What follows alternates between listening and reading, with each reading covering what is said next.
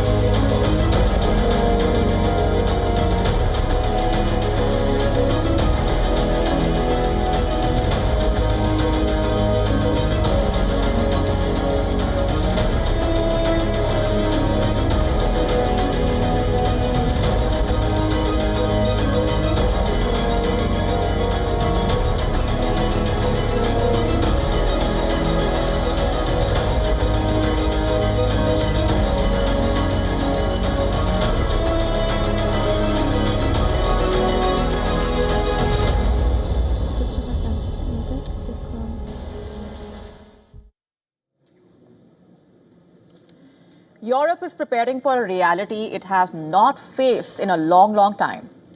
A large-scale war on its soil with Russia, and this time, potentially without America's help. Since the Ukraine war started nearly 4 years ago, intelligence assessments in Brussels, Berlin, Paris, all pointing to the same conclusion, that Russia could be ready for a broader conflict by the end of this decade. And so Europe is racing against time. Defense budgets are being doubled, new weapon systems are being rushed into production, old military bunkers are being restored, and plans are being made to train every adult male for war in a way. Militaries are expanding their ranks for the first time in a generation.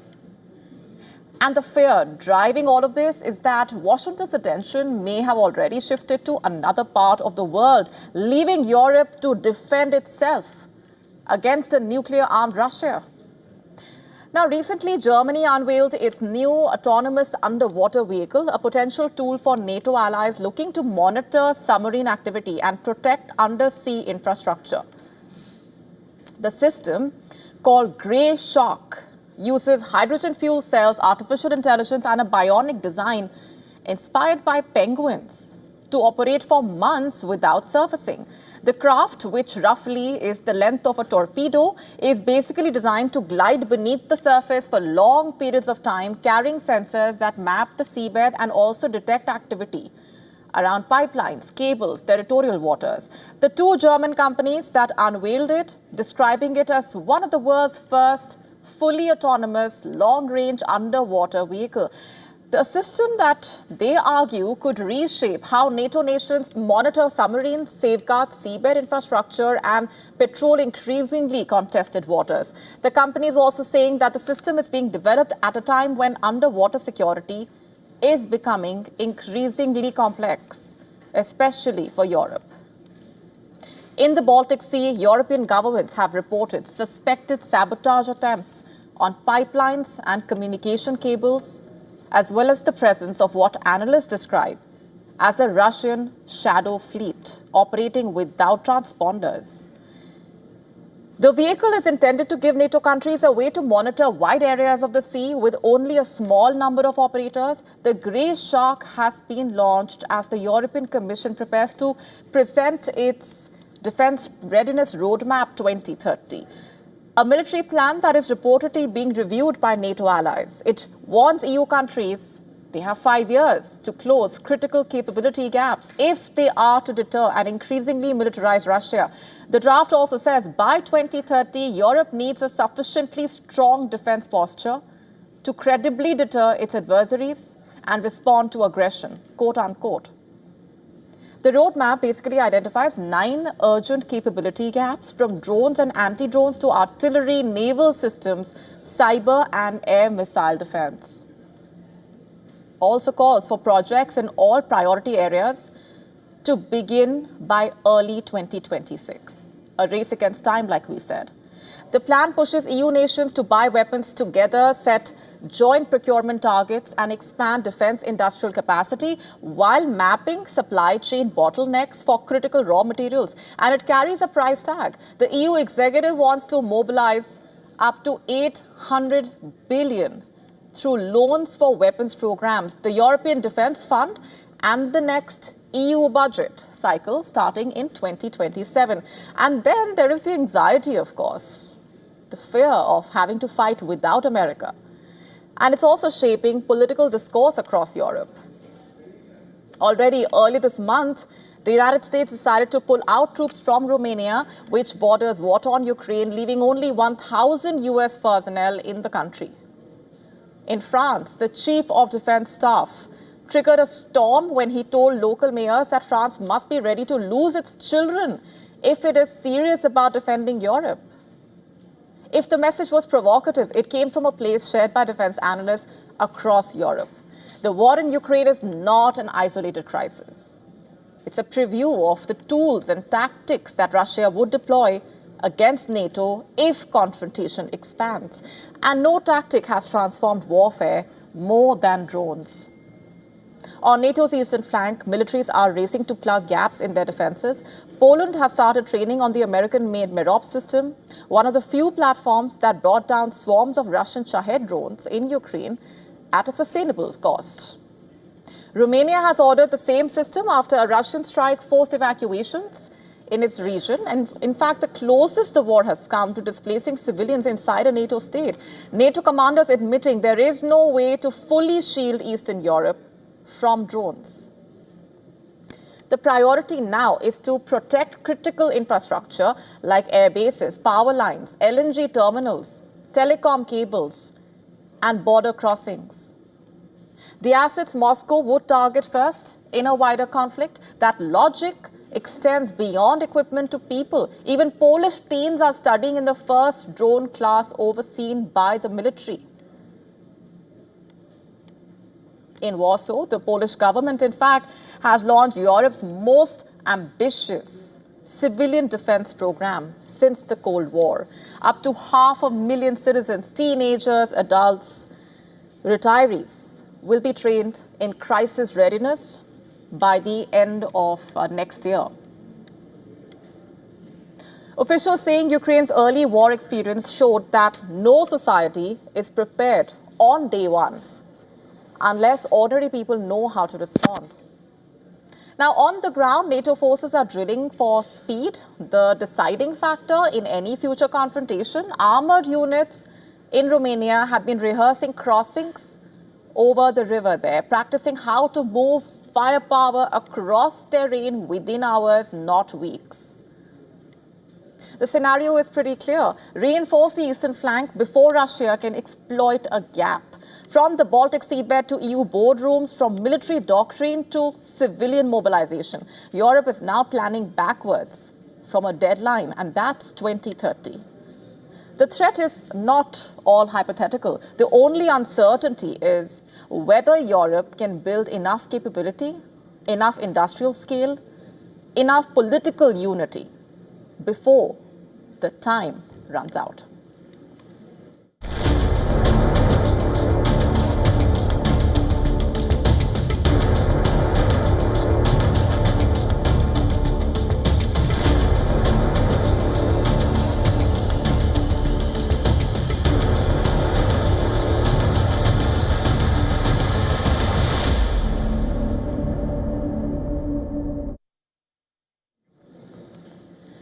We now shift our focus to the Russia-Ukraine war. Ukraine has reportedly agreed to a deal to end the war with Russia, with only minor details outstanding. Let's just break this down. In a post on social media, Ukraine's National Security Secretary wrote that the delegations had reached a common understanding on the core terms of the agreement discussed in Geneva. He added that Ukraine is looking forward to organizing a visit of the Ukrainian president to the US to complete final steps and make a deal with US President Donald Trump. That's the statement on your screen. Zelensky, remember, had earlier said that more work needed to be done. The development also coming at a time when diplomats from the United States, Ukraine, Russia converged in Abu Dhabi for urgent talks over a draft US peace plan. But even as behind the scenes diplomatic talks continue, the war continues to rage, of course.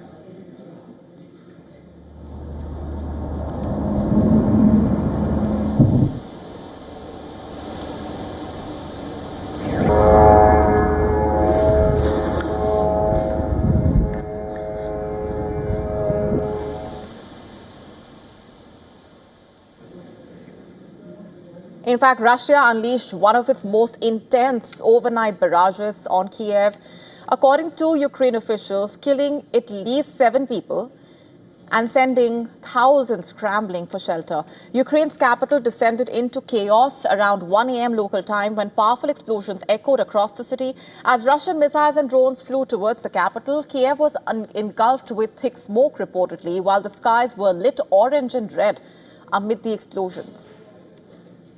Residents rushed into Kiev's deep underground metro stations, laying out sleeping bags and makeshift beds as the strikes continued. Fires tore through multi-story apartment buildings. Firefighters worked through the night to search for survivors and evacuate the families. Ukraine's Air Force saying Russia launched over 460 drones and 20 missiles in the overnight strikes, while Moscow said that Ukraine fired nearly 250 drones into Russian territory, killing 3 people in the Rostov border region. Earlier today, in a post on Truth Social, Trump hinted at a significant movement in the peace talks on his account. Trump wrote, "Is it really possible that big progress is being made in peace talks between Russia and Ukraine? Don't believe it until you see it, but something good just may be happening," quote unquote. Now, the White House press secretary earlier today also acknowledged that there are points of disagreement in the deal, but said US diplomats are working around the clock to finalize it. Moscow has warned that it could reject an amended US peace plan if its terms are fundamentally different. The Russian foreign minister, in fact, also said Moscow is still waiting for Washington to deliver the latest version of the deal. We have channels of communication with our US counterparts, and we use them. We expect to receive the version they consider interim after the coordination phase with the Europeans and the Ukrainians ends. Then we will review it, because if the spirit and letter of anchorage, the key understandings we recorded, are stripped out, it will be a fundamentally different situation. But for now, I repeat, we have not received anything officially. По тем ключевым пониманиям, которые мы зафиксировали. Russia, remember, already controls roughly 1/5 of Ukraine. 1/5. The attacks on Kiev underscoring the fragile and volatile backdrop to that diplomatic push. Peace may be under discussion, but for millions on the ground, the war is very much alive.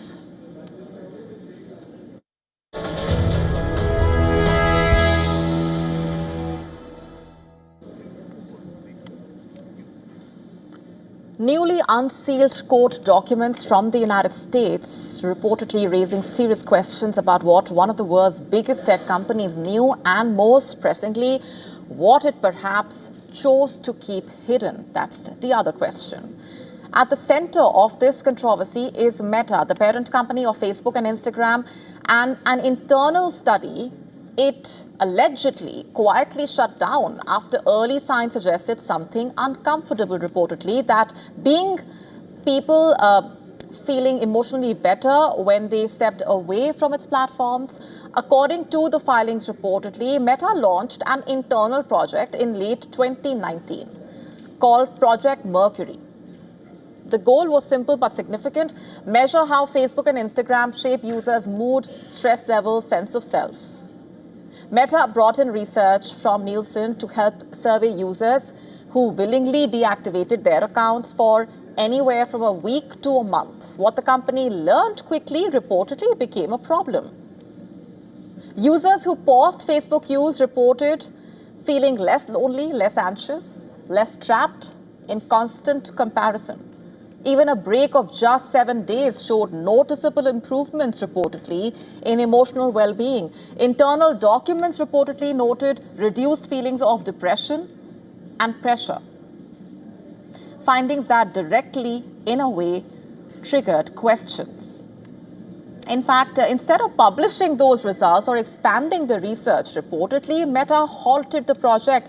The filing saying the company dismissed the negative findings as being influenced by the media narrative around Facebook and decided not to continue, reportedly. Hence, the study's results never reached the public. These revelations now forming part of a larger lawsuit accusing major social media companies of knowingly exposing young users to mental health risks while publicly downplaying harm. The case alleges that Meta suppressed internal data that showed potential damage, prioritized engagement allegedly over safety, and allegedly delayed stronger protections that might have reduced time spent on the platform. Documents cited in the filings reportedly showing hesitation to introduce tougher safeguards because they might reduce engagement numbers. And according to reports, back in 2019, Meta researchers recommended making all teen accounts on Instagram private by default in order to prevent adult strangers from connecting with them. However, Meta's growth team allegedly did not support the recommendation, as it could potentially reduce engagement, reportedly, and result in a loss of 1.5 million monthly active teen users on Instagram, reportedly. The lawsuit in the United States also names TikTok, Snap, and YouTube, reportedly. Meta denies any wrongdoing and defends its decision to end Project Mercury. But experts say this is part of a deeper systemic problem. Social media companies perhaps could know more about the emotional cost of their products than they admit. That's the question that's being raised. A key hearing on January 26, 2026 will determine whether more internal documents become public. For now, Project Mercury highlighting a rather troubling question. What happens when the truth is inconvenient for companies?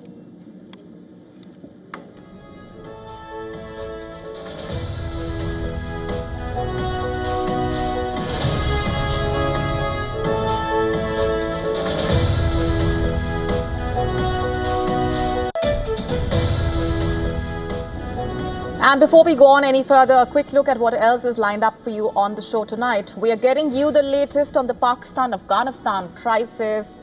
Where are things headed and what's happening on the ground? As the space race heats up, we tell you how it's now moving to the Arctic and what the latest moves by China and the US indicate.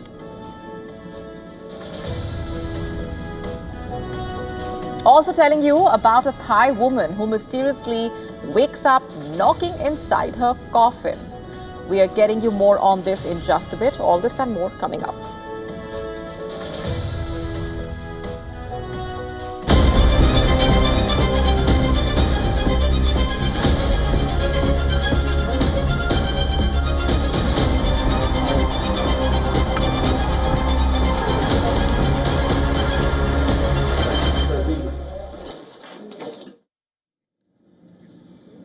Afghanistan has accused Pakistan of launching deadly overnight airstrikes inside its territory, strikes that Kabul says killed 10 civilians, most of them children.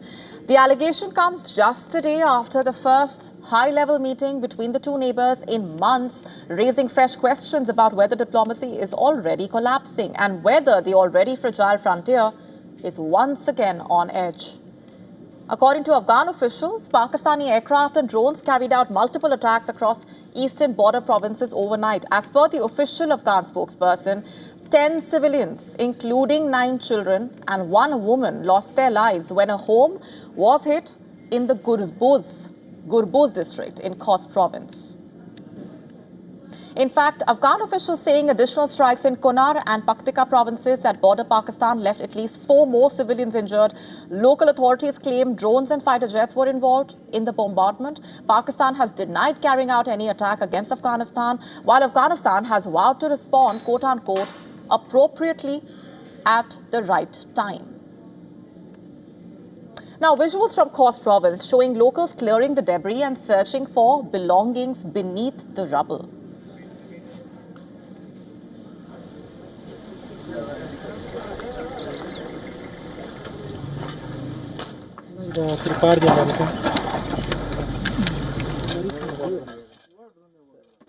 While visuals from Kunar captured locals assessing the extent of the damage, one resident in Khost described the devastation.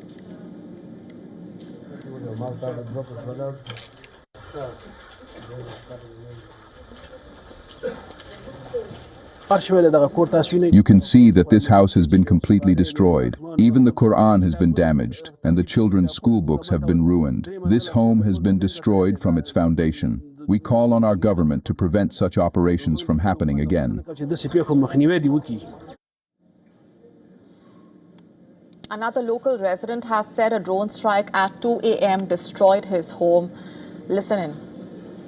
At 2 a.m., Pakistani drones attacked. They destroyed our house and 5 people were injured. They are now in the hospital. Now, these strikes came only a day after Pakistan's Consul General in Jalalabad met the local governor, known to be a close confidant of the Taliban supreme leader, Hibatullah Akhundzada. In fact, that conversation marked the highest level engagement between Islamabad and Kabul in months.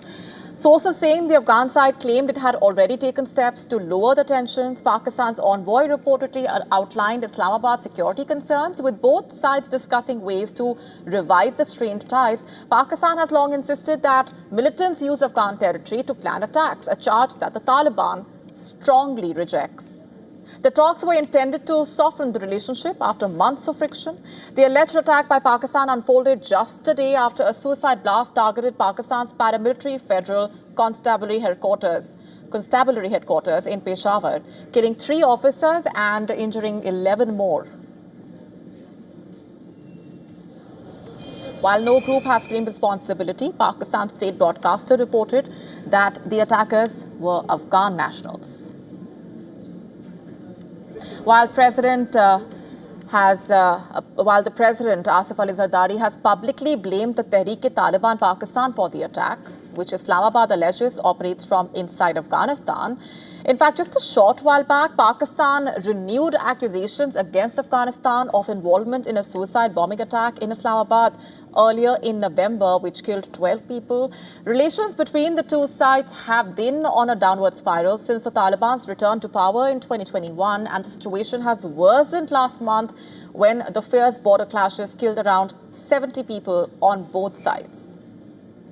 A ceasefire brokered by Qatar and Turkey halted the fighting, but multiple rounds of negotiations in Doha and Istanbul failed to actually produce a lasting agreement.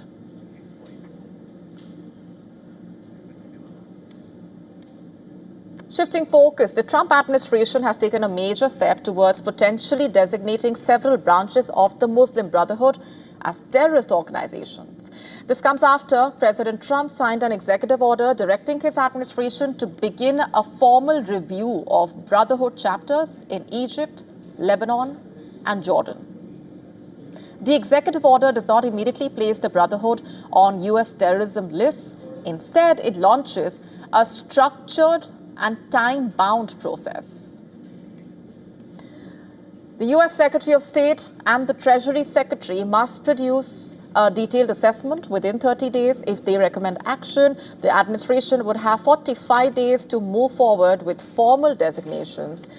Now, the order cites several incidents to justify the review. In Lebanon, Brotherhood-aligned fighters reportedly joined clashes alongside Hezbollah. In Jordan, authorities accused the Brotherhood of long-standing ties with Hamas and of providing material support to the group's wing. And in Egypt, the administration referred to an alleged call by a senior Brotherhood figure for violent attacks on October 7, 2023, though the order offered No specific name or evidence, reportedly. The Muslim Brotherhood was founded in Egypt. This was in the year 1928 by educator Hassan al-Banna and is one of the most influential Islamist movements in the region. Its ideology emphasizing restoring Islamic principles as a means of resisting Western colonialism. And over the decades, the group expanded across the Arab world, operating through semi-autonomous local chapters. In some parts, its affiliated parties have participated openly in elections. In others, it has been outlawed, forced underground, or driven into clandestine activism. The group's highest political achievement came in 2012, when its candidate, Mohamed Morsi, briefly became Egypt's president following the Arab Spring. Several governments in the region have gone much further than Washington. Egypt, Saudi Arabia, the UAE, more recently Jordan, all have already designated the Muslim Brotherhood as a terrorist organization. They argue basically that its ideology challenges state authority and sometimes intersects with militant networks.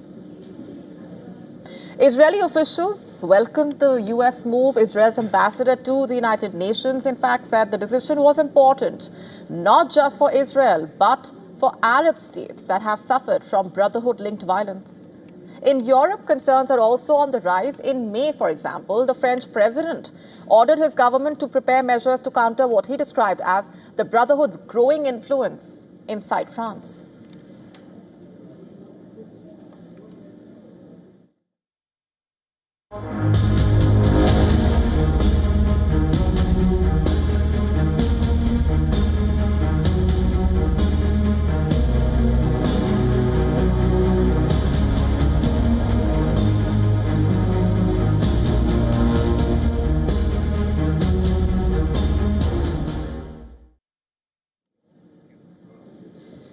In a move being compared to the Manhattan Project, President Trump has launched a bold new initiative to supercharge America's artificial intelligence capabilities called the Genesis Mission. Now, this federal program aims to harness the power of AI. The mission is designed to accelerate scientific discovery by building a centralized AI platform that merges government scientific data and national supercomputing resources. The program will basically leverage decades of federal investments federal investments and data, providing researchers with the information necessary to train AI models, automate experiment design, and generate predictive models for complex scientific challenges. The Assistant to the President for Science and Technology will be leading the mission, and the Secretary of Energy is tasked with establishing an American science and security platform to facilitate the initiative. The Genesis mission is expected to boost public-private partnerships, opening federal data and computational resources to industry partners with the aim of producing real-world scientific breakthroughs within 270 days of the program's launch. The urgency and also the ambition of the Genesis mission have led many to compare it to the Manhattan Project, which changed the world completely. The Manhattan Project, in case you're unaware, was a US-led program during World War II to develop an atomic bomb. It was supported by the United Kingdom and Canada. It aimed to harness nuclear fission to create a new type of weapon that was never seen before. The cost of the project was estimated around $2 billion at the time. The project employed over 130,000 people across several secret facilities. It was directed by General Leslie Groves with scientific oversight by physicist J. Robert Oppenheimer. Now, the Manhattan Project, of course, changed the course of World War II. It led directly to Japan's surrender in 1945 after the dropping of 2 nuclear bombs on Hiroshima and Nagasaki. Hundreds and thousands died from the 2 bombings, and radiation sickness even felt today. The project launched the nuclear age, and it immediately engaged the United States and the Soviet Union in a new geopolitical rivalry of the Cold War, and marked by a global nuclear arms race. Today, the US and China are in a modern parallel, in a way, racing to become the global leaders in artificial intelligence. The Genesis mission could serve as America's strategic push to leverage AI as the next critical technological dominance area, much like the Manhattan Project did in a way. In fact, with this initiative, the US aims to accelerate discovery, strengthen national security, and maintain its competitive edge in the 21st century science and technology landscape. As AI continues to define economic and strategic power, the Genesis mission could well shape the future of global scientific innovation.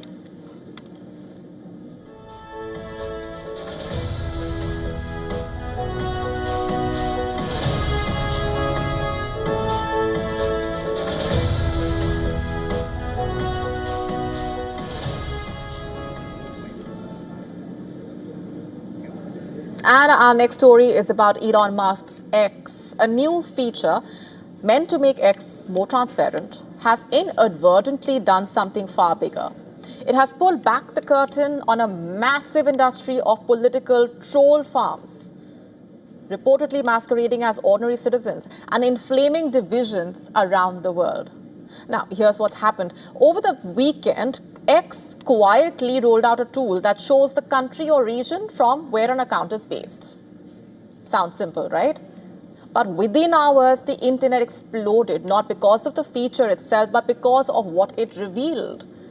Posts across X started flagging prominent political accounts, including top pro-Trump commentators with massive followings whose location tags did not read United States, but Nigeria, Bangladesh, Eastern Europe parts, Southeast Asia. A NewsGuard review reportedly found 31 false political claims, amplified by some of these profiles in the last 15 months itself, all reportedly targeted at American voters and all from accounts posing as Americans.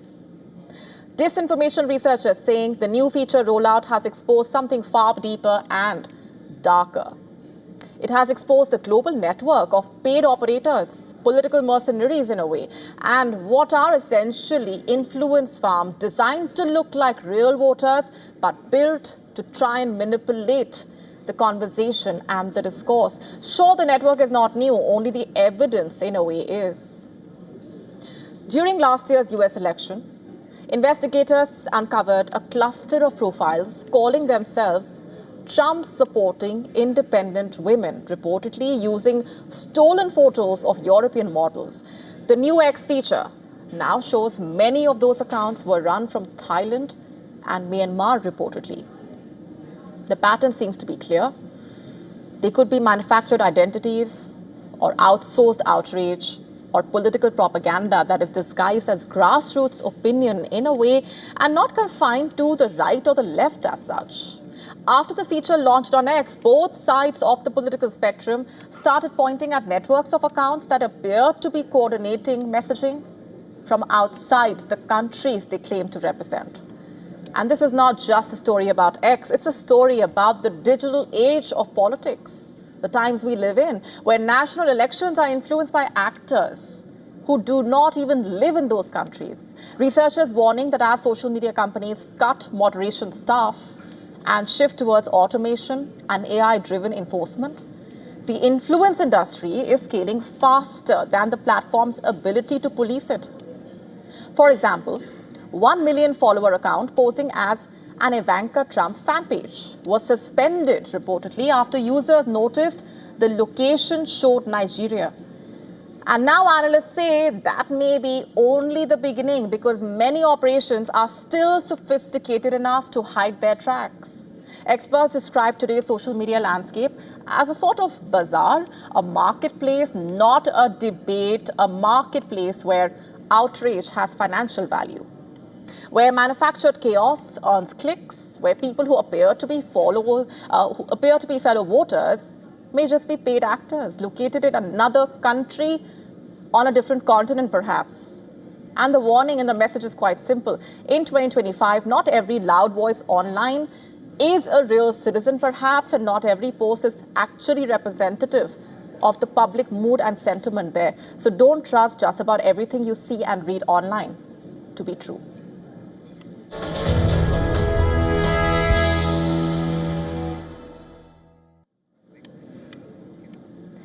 The space race is no longer playing out only in the skies. It is moving north to the Arctic.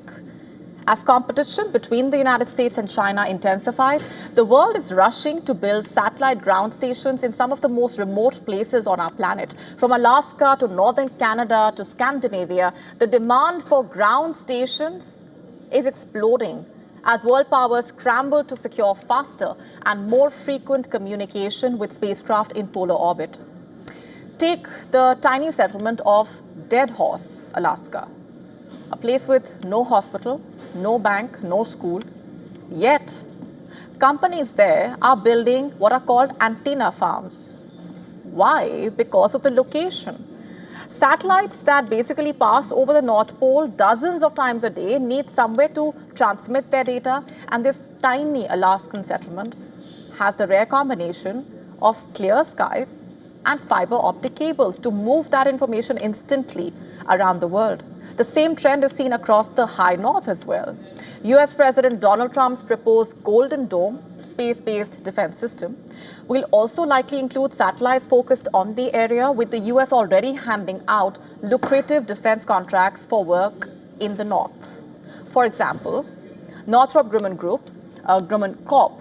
In 2024, the arms maker announced the activation of Arctic payloads for the US Space Force. It has a deal worth more than $4.1 billion to make 2 polar orbiting satellites by 2031 itself. In fact, in July, Boeing won a $2.8 billion Space Force contract for 2 satellites and an option for 2 more. It's part of a $12 billion program that Space Systems Command has said will include enhanced Arctic capability. And it's not just the US, of course. China has reportedly rapidly expanded its fleet of polar satellites.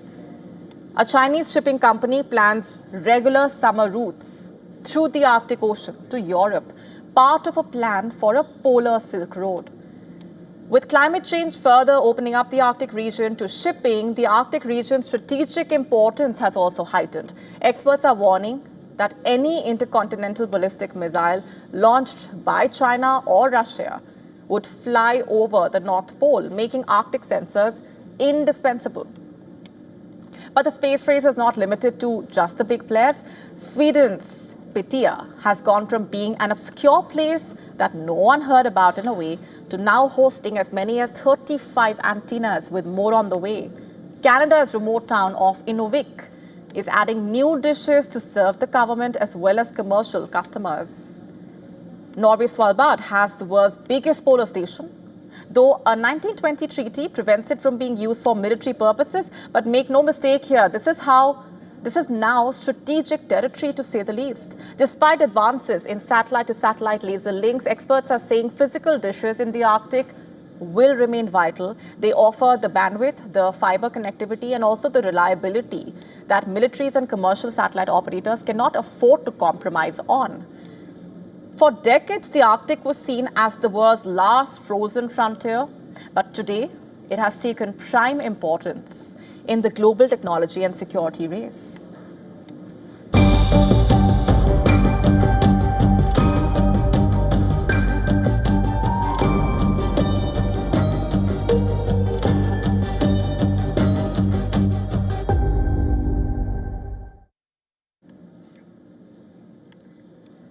Myanmar's military government has intensified its crackdown on online scam centers. The crackdown picks pace as the multi-billion-dollar criminal enterprise continues to operate with impunity along the country's borders, reportedly.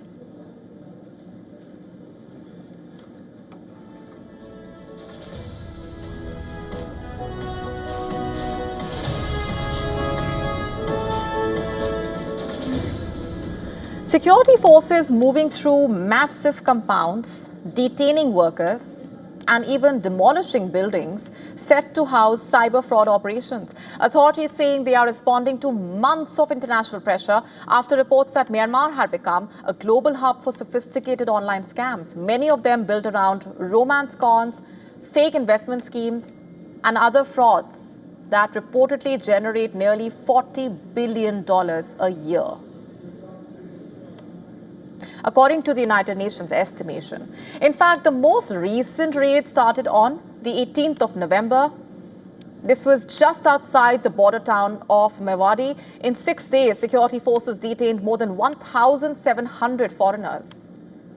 In the earlier operations, which include a high-profile raid in October, bringing the total number of detained foreign nationals this year itself to more than 12,000. Nearly 10,000 of them have already been deported through Thailand. Now, many of the detained workers are from African nations, reportedly, and other parts of Asia. They were lured into the region by false job offers and then forced to work in scam compounds where they were not allowed to leave.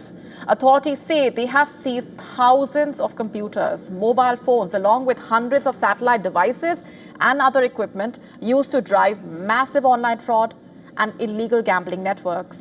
Buildings reduced to rubble, electronics crushed under steamrollers, lines of detainees being processed by the security forces. The military government claims its crackdown started in early September, but the critics argue that many of the kingpins behind these operations have shifted elsewhere. The region is a patchwork of militias. It includes armed Karen groups with complex relationships with the army, the border guard force, which has been accused in the past of protecting scam operators, now claims credit for helping with the raids. Meanwhile, the Karen National Union, which is a key force in the wider resistance to military rule, denies government allegations that it has any role in the scam centers or their real estate deals. For now, Myanmar's military leaders are broadcasting this crackdown to show the world that they are acting against the global criminal trade, but with regional power struggles laced with complicated alliances and years of alleged official complicity. Questions about how far this crackdown will really go and whether the networks behind the billions in fraud can truly be dismantled continue to hang in the air.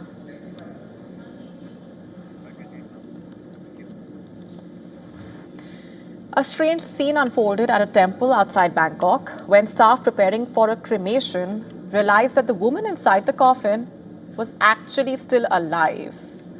What happened next naturally left everyone stunned and scrambling for answers. Take a look.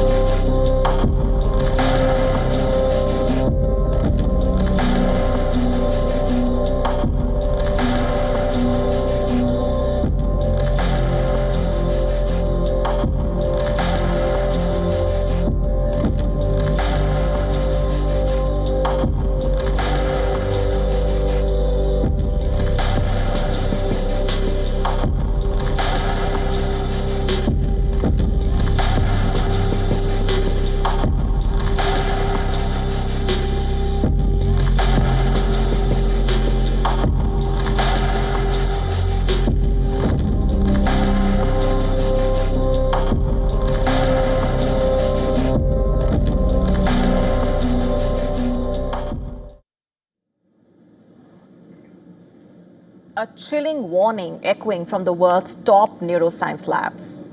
Weapons once buried in science fiction are now edging into reality, and the battlefield they target is the human mind itself. What is this all about? Our next report telling you.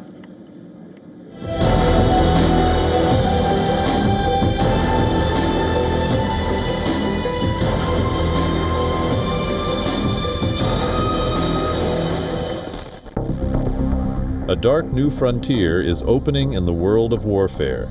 Experts warn that tomorrow's battlefield could be the human mind itself. Now scientists are sounding the alarm over a chilling rise in brain weapons. The premise is scary, a substance that hijacks your thoughts, scrambles your memories, or forces unwanted emotions into your head. This isn't a story from the future. Top British scientists have revealed that the so-called brain weapons, chemicals, and technologies designed to alter perception, behavior, or even decision-making are no longer just the stuff of science fiction. The warning is blunt. These mind-meddling weapons are entering the world's arsenal, and current treaties are riddled with loopholes. Experts say that several governments are already discreetly investing in neuromodulation research, cloaked as medical innovation. But experts caution, the line between healing and weaponizing. The brain is razor thin. From Cold War experiments to the infamous Moscow theater siege, several countries have dabbled for decades in chemicals that target the brain. But this decade's tools are different. Advances in neuroscience, synthetic biology, and AI now make it possible to map and manipulate the very circuits that govern fear, compliance, and aggression. The same labs treating neurological disorders today could supply tomorrow's weapons designed to sedate, confuse, or coerce, turning ordinary people into puppets for governments or criminal gangs. Scientists urge action now. Global treaties, strict oversight, and ethical controls before these tools slip into rogue hands. Because once weaponized thought becomes reality, the battlefield won't be cities or borders, it will be your mind. Bureau Report, WION The World is one.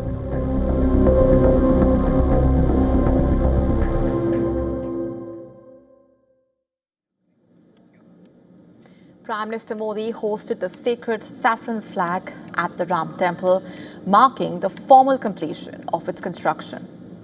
Prime Minister Modi addressed the gathering in Ayodhya, saying the flag hoisted at the Ram Mandir reflects India's cultural revival. He said Ayodhya is witnessing a historic moment with the country and the world filled with devotion to Lord Ram.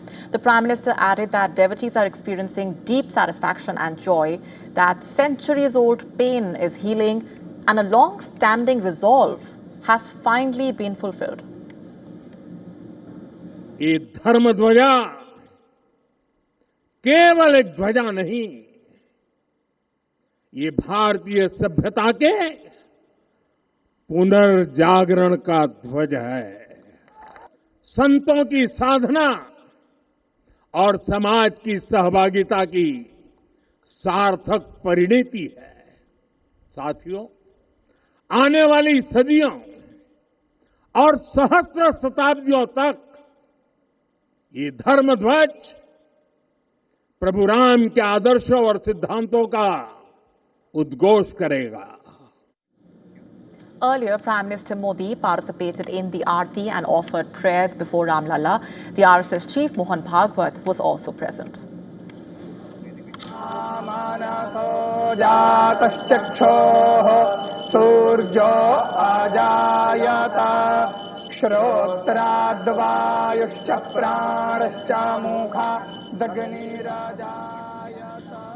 Prime Minister Modi also offered prayers at the Sapt Mandir. The flag, measuring 22 feet long, 11 feet wide, has been crafted by a parachute specialist from Ahmedabad. Weighing between 2 and 3 kilograms, it's specially designed to endure the conditions atop the temple's summit and its 42-foot flagpole. The flag features a radiant sun symbolizing Lord Ram's brilliance and valor, along with the sacred Om and the outline of the tree. This revered Dharma Dhwaj stands as a symbol of dignity, unity, cultural continuity as well. Other temples in the complex dedicated to Lord Mahadev, Lord Ganesha, Lord Hanuman and others received grand decorations alongside the main shrine. Rituals were performed by 108 priests from Ayodhya, Varanasi and South India.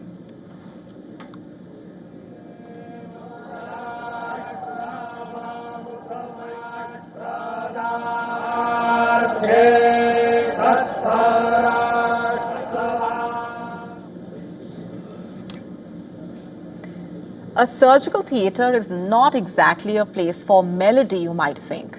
But a new Indian study suggests the right music can do more than just calming nerves. It can change the medical outcomes. And now global researchers are tuning in, asking whether sound itself can actually support healing. Take a look. A new study from New Delhi's Maulana Azad Medical College is challenging long-held assumptions inside operating rooms. Researchers found that patients under general anesthesia needed lower doses of certain drugs when gentle, controlled music played in the background. The effect wasn't dramatic, but it was consistent, meaningful, and measurable. Published in the journal Music and Medicine, the study monitored patients through routine surgeries. Anesthetists observed reduced requirements for sedatives and painkillers, smoother heart rate patterns, and slightly faster post-operative recovery times. And all of this happened while patients were fully unconscious. The body, it seems, keeps listening even when the mind switches off. This isn't the first time science has connected rhythm and recovery. An earlier study in the US showed that post-surgery patients listening calming music reported lower pain levels and requested fewer opioids. Another trial in the UK found that music played before and after knee replacement surgery shortened hospital stays.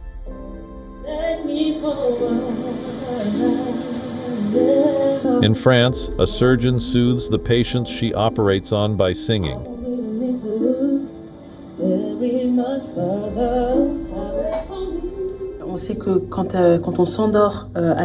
When you fall asleep stressed, you consume more anesthetics, and as a result, when they sing, they fall asleep more calmly and consume fewer drugs, in quotation marks. So it's very beneficial for them, and it's beneficial for me too, because it allows me to refocus on my work and remember why I'm there in the first place. Again, patients playing musical instruments during brain surgeries help doctors ensure key areas for movement and coordination are not compromised. With healthcare costs rising and concerns over opioid side effects, intensifying integrating music and surgical protocols could be a cost-effective, low-risk innovation. While not a replacement for medicine, these sound-based interventions are proving they deserve a place on the operating room playlist, making surgery less daunting and recovery smoother. Bureau Report, WION World is one.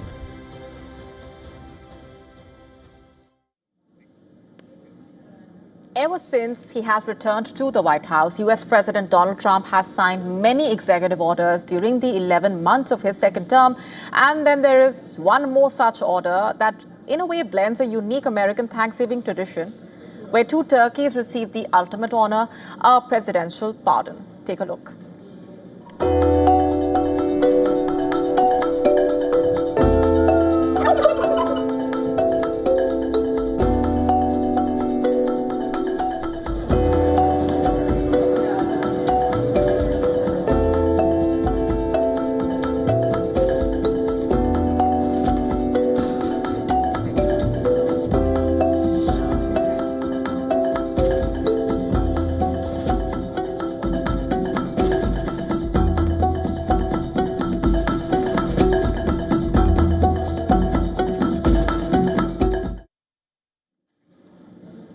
And with that, it's a wrap on this edition of GRAVITAS tonight. This is me, Molly Gambhir, signing off. We're leaving you with GRAVITAS Worldview. Thanks very much for watching.